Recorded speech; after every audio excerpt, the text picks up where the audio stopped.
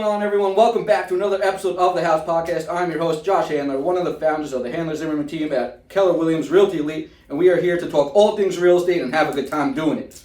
That being said, hide your wife, hide your kids, kids, because we have the men, the myths, the podcast legends themselves in the building. James Choudhury, United Mortgage. We have Mr. 2021 Top 20 Under 40, Kevin Iglesias of Realty Connect USA, together who have one of, if not, the baddest podcast in the game, the founders of the Real Estate and Chill podcast. Welcome. Let's go! Did mine even pop up? I think you had a dud.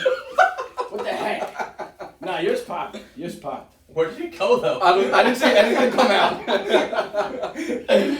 Perfect intro. Perfect intro. Third time's the charm. Yo, you popped yours. I popped mine up. You popped yours that way. I guess there's like a draft here. Brought us all there. It's nice and cool in here. I don't know. It was good. It looked good. Yours looked like nothing happened, but it's all good. So again, thank you guys for coming on. You've been appreciate the opportunity, man. Crazy busy. You took about a month to make it happen, but we're here. That's all that matters. Yeah, no. Everybody's always busy, apparently.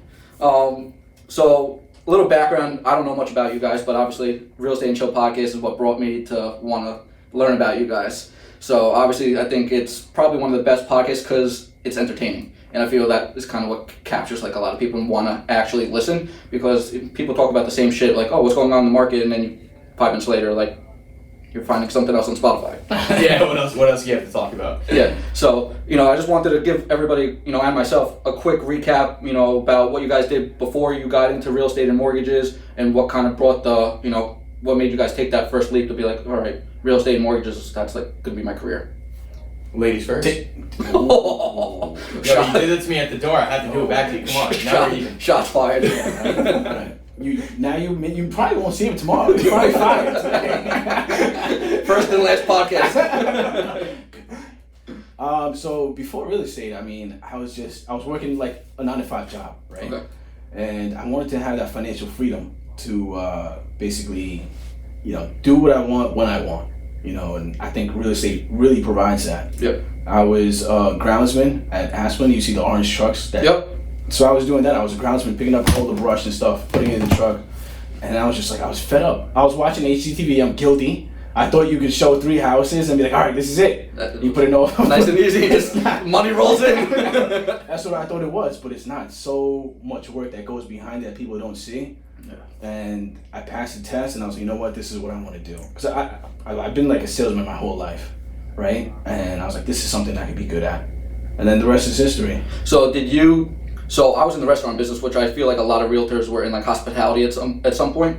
But did you, as soon as you got your license, did you just quit and said, listen, I'm out, and started real estate full time, or did you transition in? I got fired. So you went right in. I was full time from the start. I was broke, man. So I was full time from the start. I told myself, look, I don't want a boss. I don't want somebody telling me what to do, because you can never get rich at a company like that, right? Right. You're always making money for the uppers, yeah. Right. So I was like, you know what? I'm gonna stick this through. First year was terrible. I could have made more money, working at a fast food place. But yeah. I stuck it through, and then the success came along. Well, that's the thing. A lot of people they'll quit in the first year because they make basically nothing. A lot of them. Yeah. And then they get discouraged and they're on to the next whatever, 90% failure rate. Yeah, it's insane. It's crazy. Ladies? All right. then there's me. So basically, like, after high school, I had a buddy who I was friends with from, since like 6th grade, and his father actually owned United Mortgage, which is a company I still work at now. So I was introduced to the mortgage industry, freshman year of college, where I was like looking for a summer internship. I was like, what should I do? I have no idea. And then he reached out to me and he was like, yo, listen, like, if you want to do something for the summer, I have an opportunity for you. Like, my dad's company, like, they're looking for sales assistants. Like, if you want to come through, come by. So I was like, that sounds like a plan. I'm down. Like, I had nothing to do for the summer anyway. So I was like, all right, cool, let's run it. So after that happened, got introduced to it. I loved it. I felt I like, the thing was, like, this was like my first real job. So I was just like, all right, I'm gonna like go in here, knock it out the park, see what I can do. And I just look at him, I just fucking start laughing. I don't know why. I just fucking smirk. I just start laughing. I don't know why he's laughing. Because he's proud of me, that's why. So yeah, basically I just like the first day I was like, they were showing me what to do, like making relationships, stuff like that. And I was just like calling nonstop. I was like, oh, this is awesome. I guess like meet new people, stuff like that. Cold calling me like crazy. Yeah, I was harassing. Yeah. But then and then after that, just graduated from school last year. So I've been in the industry full time for a year now. And I love it. I'm it's a lot of fun. We can do a lot of different things, be creative with what we do, and I just love the industry. So now I'm here. And the rest is history. Yeah, pretty much. So speaking of when you just said cold call, he got you cold calling, right? Is that really how it that's happened? literally how we met. Yeah, All right. exactly. Perfect. Leads into the perfect question. The first question. So I always see you're posting like your team doing like a lot of prospecting. Yeah. And I think it's one of the most important and also one of the hardest things to actually do correctly. Especially for me, I suck at cold calling. I'm just not confident enough on the phone. Like when you're calling, cold calling, you gotta sound like you know what you're doing. What is the best thing that you basically are doing, or for people that are looking to cold call, looking to do some type of prospecting? What have you found out to be the key to your success with the cold calling, getting listing appointments, or even bringing in the deals? So I have I have cold calling experience because I used to I was going for my stockbroker's license, the Series 7. Right. And literally what they had me doing was cold calling like 100, 200 people. Non-stop. Every day from the morning to at night. And they're like, call them, pitch them this stock. I had no idea what the stock was. You're in the boiler room. I had no idea what the stock was. They were like, say this. And I was like, you know what? When I got to real estate, if I could talk to these millionaires, the CEOs, and pitch them on a stock that I had no idea what the heck it's about, I can definitely cold call. Right. And like James would tell you, he's seen me cold call live on the spot. I don't use a script, and a lot of people don't like that. I feel like you can't use a script though. Every deal is different though. You don't know what they're gonna ask. You don't know how it's gonna go. When I train and mentor people on cold calling, I said, all right, they bring in a script. I'm like, okay, use a script. I want to see how it goes. Yeah, see it in action. And I see them, and they're too caught up in what is the next question going to be, and that they go blank. They're not listening to what that person is saying. Right. You've been in the business for a while. What people are telling you, important information that you could use. Like, oh, I can't go up these steps because I have arthritis, blah blah blah. But sometimes you're too caught up in the question that you're just like, what am I gonna say next? What am I gonna say next? That you just miss out on the information. Right. So you have to be a good listener, and you have to close it as well. I mean, I love cold calling. I cold call. You still do it? Every day. 100%. So what have you seen to be successful? How many calls do you have to make a day? Do you call to book at least one appointment? For somebody that's looking to just start doing it now, what's the what would you say like this is what you should be doing? It's definitely a numbers game.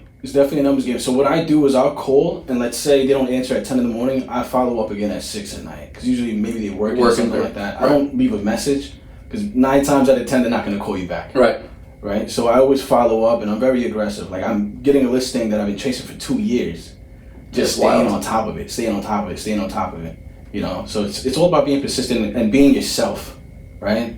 Because like I said, he's seen me call somebody and never met the guy. I was just being myself. Right. Talking about the properties, how long we've been in the business, and just diving into that. And then you just gotta have a conversation with people. Nobody wants to talk to a robot. Yeah. No, they want to buy you. They're buying you. It's more of if they never met you before, right? So it's like when you get there. And I think once you get the cold calling, if you get the appointment, it's already yours. You just have to convince them in person. What's the odds are? What's the percentage that you close it once you get there on a cold call? I would say 9 times out of 10. That's pretty fucking good. Yeah, like I said, if they're giving you their time of day with COVID and everything going on, and people are still freaking out about it, the listing is yours. You just have to present them a marketing plan too. Right. If you could show enough that. Yeah. Exactly.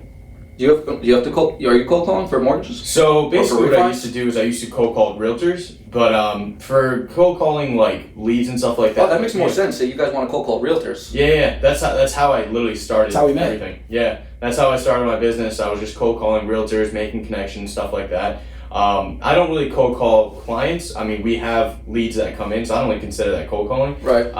But I do that, and honestly, I do the same thing. I actually don't have a script. I used to have a script, but I just call them just saying like, hey, what's up? Like, how you doing? Like, just go through everything as if I know them already. Because if I hit them with like the the big things, like the big questions right away, they're gonna be like, oh, who are you? Why are you asking me these questions? You know what I mean? So I just like get personal with them, like talk to them, see what their goals are, talk to them first, and then be going to the application later. Right, because you're more cold calling basically for like a refi at that point. So you're like asking for serious information, and a lot of people get weirded out. Exactly. Yeah. I personally like cold calling clients. I don't think I ever really have cold call clients. I told Kevin, I was like, yo, Kevin, let me come in with you for a day. I just want to see how you run things. I want to call too. Any listing I get, all you guys keep it. I just want to do it. I just think it's so fun. Like, I think it's, once you know what you're doing, it becomes fun and it becomes like a game where I want to get this listing appointment. I want to get 2 appointments today, 3 appointments. But in the beginning, the failure rate, it's like, God, you fail. How many times you're going to get this no answer? They're going to slam the phone on you. You get discouraged, and a lot of people just say, oh, it's not for me. But so many people are really successful at it, especially. Are you calling like a specific list of like expired? You can't call until August 5th, right? Because right. You can't speed. You can't call, talking to your cell phone while driving. But yeah, August 5th. But you know what's funny? I literally, in the beginning, when I first started cold calling realtors would literally tell me well, the one, they would hang up on me, or they would just say like, oh, you sound like a robot. So I really had to like shift my ways into like, going around it, getting really good at it. And then like I was able to, get meet with them and stuff like that. But yeah, nowadays just like a little bit different. Like I feel like now I could just call realtors like just randomly, like if I wanted to, if I'm working on business development, just call a few. Like I'll make meetings with a few of them. You know what I mean? Like, well, that's it's like I plan a whole day around it. That becomes your bread and butter, because obviously you want that. Refis eventually. Whatever, you had the COVID boom. You refied every single person and their mother. Yeah. And now you need that repeat business. And I was never really lead based when I first started. I was always just purchase based. So I always was just making connections with realtors, because like I just don't want one fish. You know what I mean? Like I want to learn how to fish. So that was my whole logic behind. And you eat a lot of fish. I hate fish. I like salmon though, and tuna. I hate fish also. I don't know why, I just can't. I love fishing, but I just don't like. Go hunting. Learn to hunt, and then you can eat. I gotta learn how to hunt too. Can't. I haven't done that yet, but teach them, alright? Yeah, I got to. I'll learn. Survive. Otherwise, the guy's gonna eat like nothing. So obviously, Real Estate and Chill podcast is crushing it on social media. Obviously, thanks. I think social media has taken over a lot of stuff for our profession. I think if you're not on social media, a lot of these older realtors that are on the way out that don't want to learn social media, they're going to be pushed out even sooner than expected. Obviously, they're going to get their referrals, but they're not going to get that new, younger base that no one's coming to them anymore. They want the younger, the hip guys that are out on social media, that are meeting and getting their listing out there even more, etc., etc. So I think Real Estate and Chill is, taking over the podcast game, I think, on the real estate aspect of everything. So when you guys started it, one, whose idea was it to really get it going? I know this is going to have a fight. No, it's not even a fight. I'm not even going to lie. It was Kevin's idea. It wasn't even mine. Who created the name? What are you good for? I'm just good for showing up. I'm good for showing up and being a punching bag for Kevin. That's what I'm good for, I guess. So you started Real Estate and Chill. You had this idea. Yeah. So the one thing you don't know probably, but we had in common was Charles told me, dude, just start a fucking podcast. Just do it. Yeah. And I think he told you the same thing, basically, something of that nature. No, I didn't know Charles. Oh, you didn't know Charles? I didn't know Charles. I was a ghost. I was never on social media. Okay, so scratch that. That never happened. Yeah. All right. I knew Charles beforehand. He didn't follow me back until after the Oh my podcast. gosh. He gave you a follow. When you meant something, you gotta like. You gotta follow. Now you're honestly, Kevin brought the idea up, and Charles, I've already seen Charles' podcast before, so I was like, yo, he's killing it right now. Like, I was like, that's such a great idea. We can both, there's room for more than one podcast, obviously, as there's so many podcasts, so many great podcasts that people can watch, including yours. And, I was just like, yo, this is awesome. Let's do it. If it doesn't work, it doesn't work, but, let's just run with it and see where it goes, Yeah, that's why I liked yours, because it was so different than the average. It brought that fun element, like the fucking confetti all over the place. Like, just, Are you going to clean this up? You got to keep it here. I'm definitely not cleaning it today, so it's definitely staying for a couple days. But, just for people, just something going on, it's more exciting than even just to be on it. So for me, when I started the podcast, I more did it for the relationships and the people that I meet, because I learned something from every single person that I have on. Everybody has a story. Everybody has a story. Yeah. And if I didn't have a podcast, I'm not reaching out to you and being like, hey guys, you want to go grab like a fucking cup of coffee? Like, and just bullshit in the middle of the day for no reason. But, how is that guy? Yeah. There's no reason. A lot of people don't reach out to anybody, but I've met so many people along the way because of the podcast, to be able to have them on as a guest, and then if they have a podcast and everything goes well, they're like, oh, you want to come on ours, whatever, and then you meet their audience, right? And you learn something from their side. So I feel like it's such a learning experience of what you do. It makes it so worth it. Like, I don't care if a single person honestly listens to it or not. I almost do it for myself. Yeah, honestly, I love that too. It's just like, because I've shaken so many hands that, exactly what you said, that I would have never known before. Yeah. And just like, you know, even if I'm not doing business with somebody, just meeting them as a person, Right. like, it's awesome. And I can learn from them, just exactly what you said. I feel the same exact Yeah, way. 100%. And we got to give a big shout out to EPM, Real Estate Photography, who's in the building, because Shout out. we big shout out, because we came to them with the vision, and They made it happen. nailed it. Yeah, they nailed it. We had to do a little renovation. I use them for all my listing photos. Got to call EPM all day. Now. They crush it. All their photos are awesome. They're on point. Everything's done like 24 hours. No complaints ever. No. You know. And they do it all. They do it all. Shout out to this guy. Yeah, shout out to Mike. You can't really see him, but Mike, pop your head on camera. yeah, but we started the podcast because we said the same exact thing. Like, there's a lot of good podcasts out there, including yours, and Handsome, like, hands down, Awesome. crushes it. OG. Yeah. Yeah, definitely.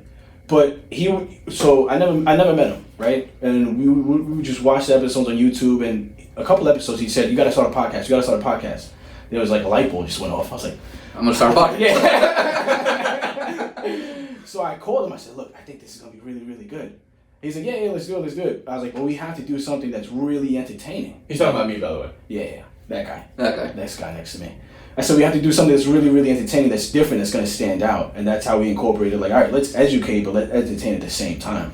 Who was the first guest that you guys had on? First guest was actually... Who was the guinea pig? We shot just a solo episode for the two episodes. So we shot it, we were nervous, didn't know how it went. We were like, all right, this is going to go good, it's going to go bad. And then it went like... First guest, John Fitzgerald. Yeah. Then my broker. Okay. Realty Connect. I believe so, right? Yeah. But... the first episode we did together, that one did really good. Yeah, freaking almost 500 views. And that's then and then we're like, all right, this is dope. We got to do another one. Yeah. What's the best platform that you see you're getting the most engagement on? People watching like Spotify, Apple, YouTube. Definitely YouTube for sure. They like watching the video because it's entertaining. Because we do it like a show. Like we pop things up and here and there. We add sound effects. Right. It's worth watching. Yeah, exactly. Yeah. We wanted to incorporate both styles of that.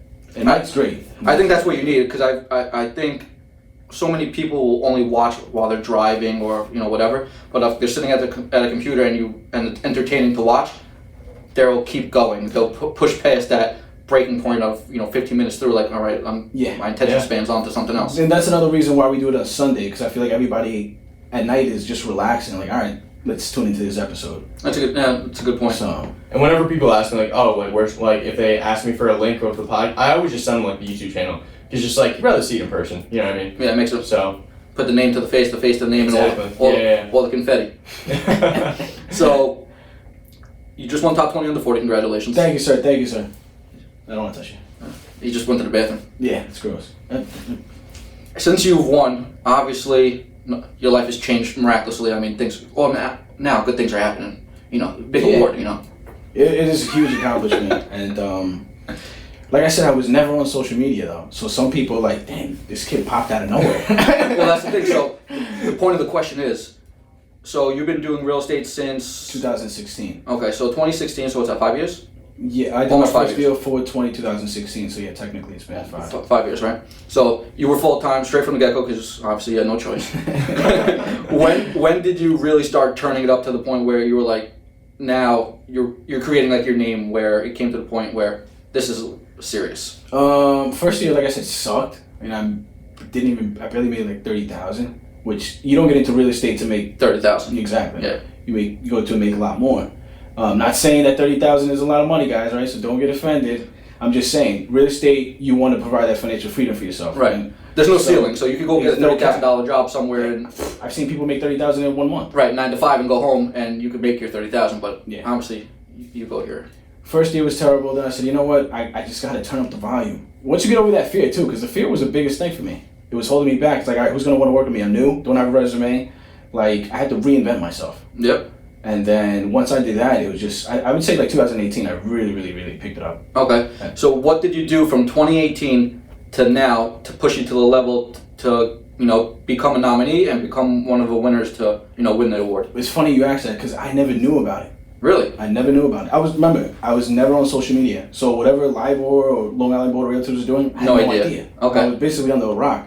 I was building my business foundation, cold calling, door knocking literally every day. My boy Okar, who won with you. Right. 2020, right? Yeah, 2020, yeah. Yeah. So we were building our business foundation, and I would just ghost. Like, I was just minding my business. You could ask him. He's like, always tell me, get on social media, get on social media. I'm like, nah, I don't want to. You don't regret it now at all? No, not at all. Yeah. Because when we announced we were doing the podcast, he's like, all right, you got to get Instagram, you got to do this, you got to do that. I'm like, fine, I'll do it. It's a lot of work. And now he's addicted.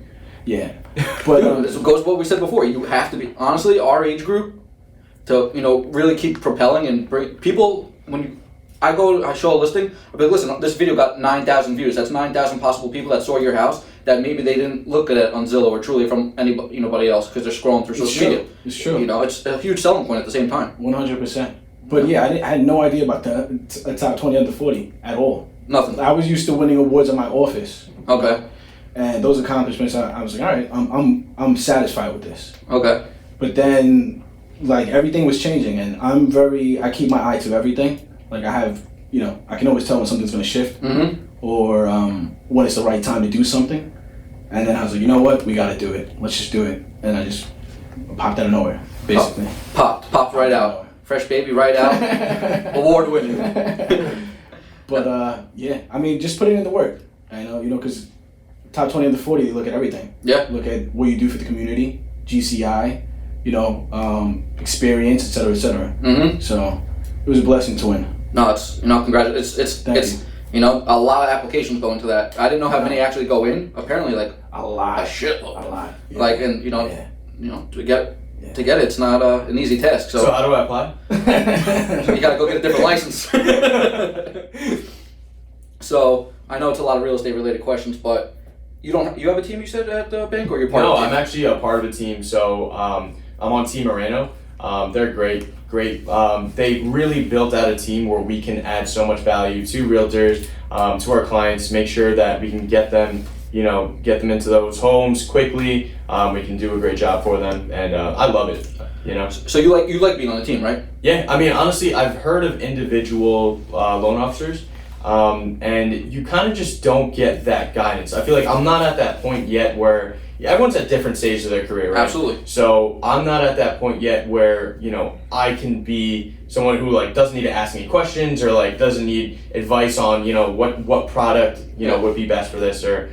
So it's nice to have that exactly. back pocket if you have a question. Exactly. And later on, do I plan on having a team? I don't know. I guess we'll go to it when we get there. But at this point in time, I love my team. They're that's where I love to be, and they're awesome guys. Yeah. And you have a team. Yeah, right? I just started this year. Literally everything. Everything this year. You just decided I'm gonna win awards. I'm gonna start teams and start podcast. I'm just doing it all. 2021, year of COVID knowledge, year of Kevin. Yeah. That was good. No, but look, I've always been the type of person the sky's the limit. I can do anything I put my mind to. Right. So if I'm gonna put my mind to something, I'm gonna achieve it no matter what. So I like that. Yeah. So you have a team now. Yes. You just started it, as you mentioned. What are the bumps and the pros and cons that you've seen of starting the team and trying to grow the team? Because now, I have a team and I feel responsible for every single person on the team. You have to. You got to hold yourself accountable because if you have to feed them as well, right? Because the only way a team stays together is if everybody's making money, and you can't be greedy. Right. James would tell you, my guys eat, right? I think the difficulty is interviewing people to be on the team because either you're going to bring them on and they're going to give you a bad name saying, oh, well, he didn't give me much time or I didn't learn anything. It's because you didn't put in the work. Right. So it's always our fault, regardless of what they do. So it's always, the leader, it's always your fault. I mean, you have a big team, 15 people? Yeah. That's crazy. Oh, wow. I only have 3. Yeah. Dude, it's sometimes it's a little overwhelming. Do I really want to try to grow this more or do I want to scale back? It gets to a point where it's sometimes you're shit. Sometimes it takes away from your own business because you're focusing on the team. Life too, because real estate consumes your life. 100%. That's if you're life. Active, I mean, I'm on calls 10, 30, 11 at night. And we just had a baby 2 months ago. Congratulations. So thank you. So that's your time. Baby, real estate, and team. One thing I want to tell new agents think about joining a team is always interview, around. Yeah, 100%. Don't always join the first team. No. And everything has to be structured the way you want it to be structured. Absolutely. Because if not, it's not going to benefit you. And I think a lot of agents. So when I started, I didn't join a team. I was like, you know what? I want to make this on my own. Like I wanted to have that. Right. I guess like accomplishment of myself. Like, right. You just want to know you did it by yourself. Exactly. But I meet so many agents, like new agents. They're like, oh, I don't want to join a team. I don't want to split commissions. But it's like, if you're not doing any deals, if you're not getting any listings, if you're not getting any of the contracts, 100% to zero. yeah, exactly. So it doesn't make any sense. Yeah. Your plan is not working no matter what. That's what I tell everybody. Everybody asks me, new agents, I said, listen, interview as many brokers as you want and see like what trainings they have, what this, what that. But my professional like advice, join the team. You could always leave the team if you want to go out on your own, but you'll get to where you want to go, I feel, sooner. Yep. You'll be able to put some money in your pocket sooner to reinvest it however you see fit, sooner than you would most likely hitting the streets by yourself. 100%. And a lot of people, like you said, want to do it on their own because they want to prove themselves, or they're like, I don't need anybody, or they think it's going to be a walk in the park. I got my license, I go to the office, I turn the computer on. Got my ass kicked the first time. So it's not easy at all. I feel joining a team 100% is the best thing. What don't you like about it? Everybody always has some negatives about running a team. What are the things that you don't like doing the most? So I'm like a control freak. Like I'm very hands-on. Okay. So like if it's not going the way that I would put it together, it's like, yo, what are you doing? I'm like, this is not what I told you to do. That's one of the most difficult things. You gotta let go of the leash a little bit. Exactly. Yeah. So I'm the same way. Yeah. So like I got like two hands on it and it's wrapped around my foot. Like if my hands drop it. Yeah. Like it's not going anywhere. But you have to train them again. You have to train them to be basically a mirror version of yourself, right? Yeah. Because everybody on your team is basically mirroring you. Right. So they all have to be trained properly and given the right guidance. No, I agree. So all right, one of the questions that may be one of the top questions. Oh, you gotta get this on camera. Camera ready. And Camera ready. action. Phones. Just in case. Everybody always has a 5-year plan and a plan for a year from now, right? So we'll start, what is your 1-year plan? So from now till 2022, what is the one goal that you want to have accomplished for the rest of the remaining year? I'm gonna let you take the lead on this one. All right. This could be an individual, and then you could combine it as a whole. All right. So you want me to go 1 year first? 1 year first. What do you want from now till 2022? So you got like another, 7 months? 6 months? Yeah, like 6 months. We're in August now. So August, yeah. 22, so we got, okay. So I would say, honestly, there's no really, I guess. No, you gotta have one goal. There's the definitely main a goal goal for like production-wise that I have. It could be nothing work related. Just whatever your goal is for this year. Like, what do you want to accomplish for the next 6 months? Beat him up. No, but actually, I mean, my goal, like we'll just go work-wise. Would definitely be. I had a production goal in the beginning of the year. Okay. I upped it again because I knew I was gonna hit it. I mean, this year's been phenomenal, right? So I upped it again. I have another production goal because the thing is, like, I'm always like trying to have like achievable goals, and then there are like extensive goals because. As Elon Musk said, like happiness is reality minus expectations, whatever it is. Just fucked that up. Yeah, whatever. That was that. You always mess up the quote. But like the thing is, you're not gonna be happy if you don't reach your goals. So like you gotta have like realistic goals too, and then like things that you can. You want the far-fetched ones just so you can have and you swing for the fences. And my goal, there is a production goal that I have that I can definitely get there by the end of this year. That's my 1 year goal. I'll do that for 2022, before 2022. So my 1 year goal is I'm never in competition with anybody else. Like I'm always in competition with myself. Mm-hmm. Whatever my numbers were the year before, it's like, all right, this year I'm going to beat those numbers. So that's basically my 1 year goal. And it's always that 1 year goal. Right. Like if I did X amount of transactions that 1 year, I got to double that or surpass that goal. Now when you look at that, I know some people look at numbers like a little bit differently. They'll look at your gross commission. Mm-hmm. They'll look at their transactions, like how many transactions they did. Because sometimes if you get better and you start making 3% on deals compared to say 2% on deals, right? And you can do less deals but make more money. And I'm glad you brought that up because a lot of agents, like, I definitely do more than like 40 deals a year. But there's some agents out there who do like 10 a year. Right, and they're crushing it. Exactly. They're probably in the Hamptons, like they don't look busy on their Zillow profile, whatever the case may be, but they're making freaking insane money. Making $100K a pop, they only do 10 deals. I think good. So I think it's all about, what you want, like your goals, right? Right. But it's always, I guess mine is transaction and GCI. Okay. Definitely. So now, 5 year goal. So this is where you really see yourself going for 5 years. what do you see for your 5-year future, and how you plan to get there? Brr, that's my 5-year goal. Yeah, it's literally the same thing. That's all it is. Hustle, buy properties, flip properties, and just keep the game going. Build a podcast up even more. We got a lot of cool ideas that the audience is definitely gonna appreciate. A lot of cool ideas, and we're gonna have you on tomorrow. Tomorrow. I'm excited. I got a freaking, I don't know what I'm gonna bring tomorrow, but I'm gonna bring something. Yo, bring the baby. It hits the ground a little harder. So, speaking of the podcast, right? Do you want to get it to the point where you can make money from the podcast, where you can start having sponsors to literally people, enough users are watching you to be able to have sponsorships on your podcast to where it's making money, like another stream of income? Definitely. I think the goal was always go big or go home, right? Get monetized and build a platform so big. Again, we don't go on to glorify ourselves. We love to hear everybody's success story. So tomorrow, the show is yours. Whatever you want to talk about, that's what we'll talk about. And we always curate our episodes to our guests. Some of them were very conservative, where it's a lot of information, and then the next one is just like confetti and a whole bunch of things going on. Empanadas champagne, and shit. food. It just gets crazy. And I think that's a really dope thing about a podcast. You just never know what's gonna happen. Yeah, you can talk about anything. It's yours. Exactly. You know? But that's the goal. Is building that financial freedom. Yeah. So that's the biggest thing. I feel like that's what I got into real estate for. Just like you said at the beginning, that's what you guys got in it for. The whole point is to be able to make enough money monthly to where if I want to take the family on vacation for 3 weeks, I don't have to worry like I have to save up for 6 months to be able to not work for 3 weeks. Right. Like you have that residual income coming in every month, regardless if you're working or not. That's why the Burr method is so powerful. I mean, it doesn't have to be the Burr method, but just like investing in real estate as a whole. Like I've been surrounded by that my whole life, so like that's definitely like the goal. Like that's what financial freedom means to me. Just like having investment properties, collecting rent. Like that's just what it means to me. Would you ever invest out of New York? That's a big of course. question. The numbers got to make sense though. But I'm saying, like, if not living there, would you be okay? So, like, for example, I'm looking into a condo in Florida. So what they do is they allow you to basically buy the unit. You can live in it wherever, and then you can become part of their rental program, where like they'll rent it out as like a hotel when you're not there. I think but you're not there. I think investment is all about numbers, and you gotta have a property manager down there, I'm sure, right? Or my mom lives an hour and a half away, so she's gonna have to get. She's my 10% partner. But still, I mean, if you find a property in Pennsylvania that's 100,000, of course you're gonna buy it, and it sells for 350. Of course, it's no brainer. As long as the numbers work. The numbers have to make sense.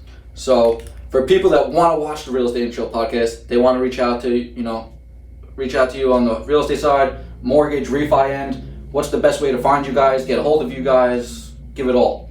So EPM really made it really easy for us, and shout out to EPM Real Estate Photography. They also opened up EPM Studios. All right, they can reach us at, they handle all of our social media, YouTube, Real Estate and Chill Podcast, Instagram, Real Estate and Chill Podcast, Spotify, Real Estate and Chill Podcast. Gotta give that dramatic pause. Just everything's basically Real Estate and Chill Podcast. You can reach me at Kevin Sold My Home on Instagram. I'm pretty accessible. I'll answer you right away. You reach out to me, Financed by James on Instagram, and reach out to me with any questions you have. Even if you're not looking to buy right now, you're looking down the line, any questions, you're just curious about certain things, feel free. No, none of us bite, so. Appreciate it. No, again, thank you guys for coming on. I really appreciate it. Anybody that's looking to possibly buy or sell, real estate in Nassau, Suffolk County, Queens, you have a question about the market, you just want to talk, as long as I'm available, I'll give you some free time. Give me a call, 516-732-6398. Always open for any calls or any questions that you have. Until then, peace.